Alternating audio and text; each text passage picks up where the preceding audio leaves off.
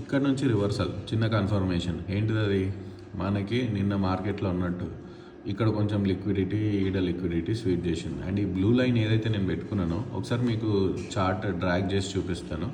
So ఇక్కడ okay, ఈ blue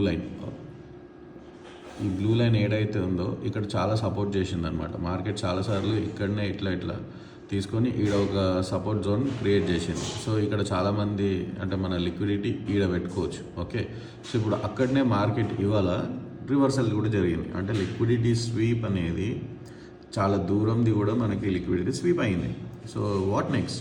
మనకేమో మరి ఇక్కడ పైన లిక్విడిటీస్ ఉన్నాయి కదా, అండ్ నిన్న ఇక్కడ నుంచి ఈడ ప్రీవియస్ డే క్లోజ్ ఉంది అండ్ 20 EMA కిందనే ఉంది.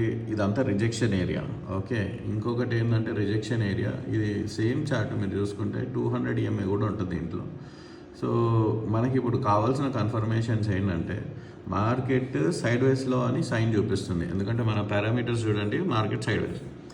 కానీ ఇవాళ ఈ సైడ్ వేస్ కంటిన్యూషన్ ఉంటుందా లేదా ఈ మిగిలిన టైంలో ఐదర్ డైరెక్షన్ ఏదైనా చూపిస్తుందా, దాని మీద మనము వెయిట్ చేస్తే కానీ మనకు ట్రేడ్ దొరకదు. నేను ఏమనుకుంటున్నానంటే లిక్విడిటీ కింద స్వీప్ అయింది కదా, సో ఇప్పుడు పైన లిక్విడిటీ హంటింగ్కి ఏమైనా పైకి వెళ్తే మనం ఈ సైడ్ వేస్లో మ్యాక్సిమం పాయింట్స్ ప్లస్కి కన్వర్ట్ అవుతుంది. సో బుల్లిష్ వ్యూ అవుతుంది. సో ఈ జోన్ అనేది మనకి ఇప్పుడు ప్రస్తుతానికి క్రూషియల్. ఈ జోన్ బ్రేక్ అయితే ఇంకా నో డౌట్ మార్కెట్ మళ్ళీ మనకి ఈ ఆల్ టైమ్ హై దగ్గరికి వెళ్తుంది. ఒకవేళ బ్రేక్ అవ్వకపోతే సైడ్ వేస్లో కంటిన్యూ అవుతుంది. అండ్ నిన్నట్లాగానే ఇవాళ కూడా ఒక డోజీ క్యాండిలే చూసుకోండి.